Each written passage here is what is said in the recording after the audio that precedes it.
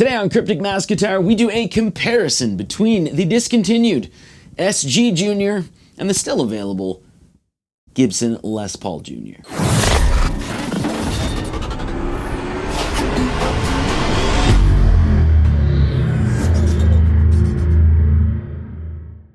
Hey, you want to know a secret before we get to the sound samples? YouTube videos are great. It's a great way of seeing different guitars in action with different sounds, different tunings, in different people's hands with the choices they've made for the settings that they've used on the amps that they're using. So before you go out and buy a guitar, make sure that you're actually trying it out to see if you bond with that guitar, because it could look cool in someone else's hands.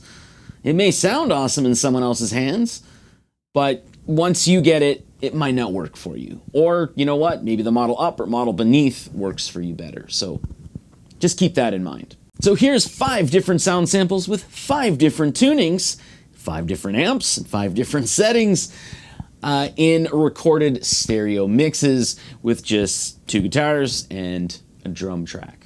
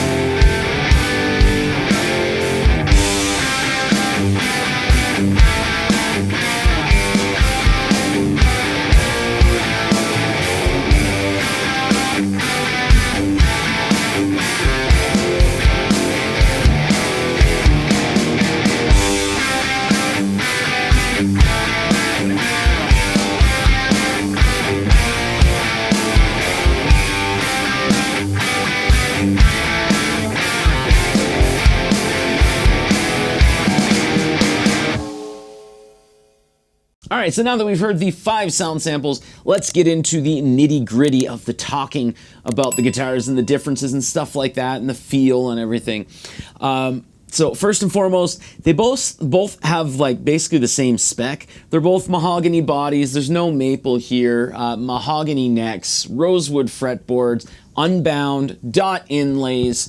They're both silk screened logos, and we've got the same little tiny oval button tuners, and yeah, dog-eared P90s. So that's basically all the same spec. The differences here are the bridges. So we've got the lightning bar, which helps you a little bit with intonation, and this is the non-compensated wraparound. I have an opinion on that, with the non-compensated wraparound being a little better for me. And the reason behind it, I do a lot of bending, and every now and then you'll feel like the string will move up on the bridge, and you don't really notice it. Like, it happens, you don't really notice it. But I've found with the lightning bar, if you're doing a whole bunch of crazy bending, every now and then when the string does slip up here, there's just a little tiny little blink that you somewhat feel, and you can only hear acoustically. So if you're recording or playing with it like through an amp, you're not going to hear it. But if you're playing it acoustically, you might hear it, and it doesn't happen very often. But because of that, I do prefer the non-compensated wraparound. And of course, the bodies are different. Imagine that. The Les Paul Jr. has a slab mahogany body. So basically, this is like every other Les Paul. Imagine a non-weight relieved Les Paul. Now take the carved maple top out of it and only put a dog-ear P90 and this bridge in it. That's a Junior. When it comes to the SG Junior, this is just like a regular SG body. There's not like any missing pieces or anything like that. It's a lot lighter because it's only got a dog-ear P90 and this little bridge. So as you add pickups and add different types of bridges and stuff like that, and especially Maestro Vibrolas, the weight starts to increase. So this is actually one of the lightest SGs I've ever played, and I've played an Epiphone like $100 SG. The other big difference here would be the necks. So this has it depends on how you like to refer to it, as the 50s profile. Some people call it the club style neck. The other people call it baseball style or baseball bat necks. So this is a thick, chunky C neck. The SG has a slim tapered neck. So this is a heck of a lot thinner than this one. The people who like the fat 50s necks, they generally can find that you get a little bit of hand fatigue when you're playing a slim taper neck, and usually the other way around. Same thing. If you like the slim taper neck and all you have is slim taper neck and then you go to play this, you might find a little bit of hand fatigue in playing this. So it really is all down to preference. Now, one thing I like to do in these type of comparison videos is talk about how the guitar plays while seated, because it is very important, especially if you're like, doing a lot of studio recording or home studio recording. So the Les Paul has the little carved cutaway here for your leg, so it rests on your leg, and then it has the whole like swoop here by your boob.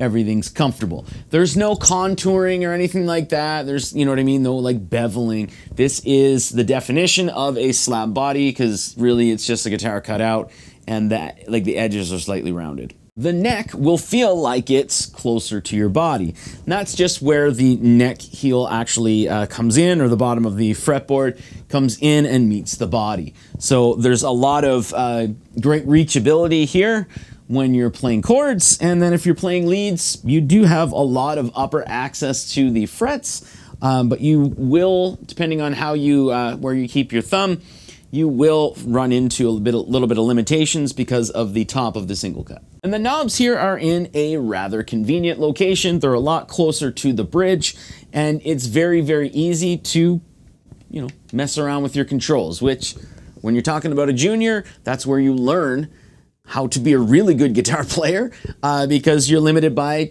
just one pickup. So you actually start to learn how to use the volume and tone controls, and you're smarter and a better player for it. It is also a very well balanced guitar, so it's not going to start flying all over the place. Now, the SG Junior has a bit of a wider body here. You will notice that once you're going from one to the other. It is not a, I mean, it's a carved slab of mahogany, that's for sure, because there's a lot of beveling and stuff like that going on. It's not just like, you know, slightly rounded edges, there's some beveling going on. And it still retains that little spot here for your boob, although it might be a little closer to the nipple. You will notice immediately going from one to the other that the neck is now further away. That is because of where the bottom of the fretboard meets the body. It's a lot pushed further out. So with that being the case, if you go from one to the other, the end of the fretboard, the top of the fretboard would be like around here on a Les Paul, rather than the fact that it's over here on the SG. If you're a Les Paul player, that might be cumbersome at first. Might take a little bit of, like, you know, mental gymnastics, I guess you would say. However, after that, you realize that, hey, you know, I just have to move up like an inch or two here. Everything is rather comfortable, rather easy to get to, and the upper fret access for lead playing is unparalleled in comparison to the Les Paul. Nothing's really going to get in the way. You could literally start playing up there, and that's, you know, you're not inhibited by anything. The controls on the SG Junior are kind of out of the way. It does match where the controls are on like SG Standards and SG Specials and all of those, so that's kind of why they're in that place.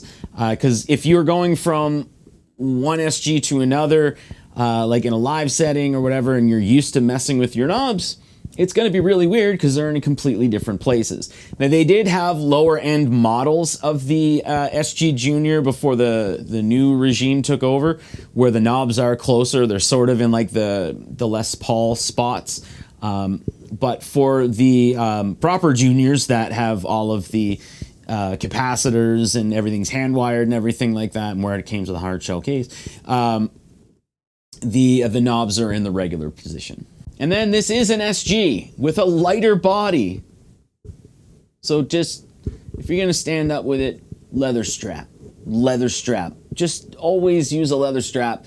If you're going to use a nylon strap with this guitar, get ready for some nylon burns. Now, when I do these comparison videos, I'm usually asked, you know, which one I actually prefer, and usually I have a hard time of deciding which is which.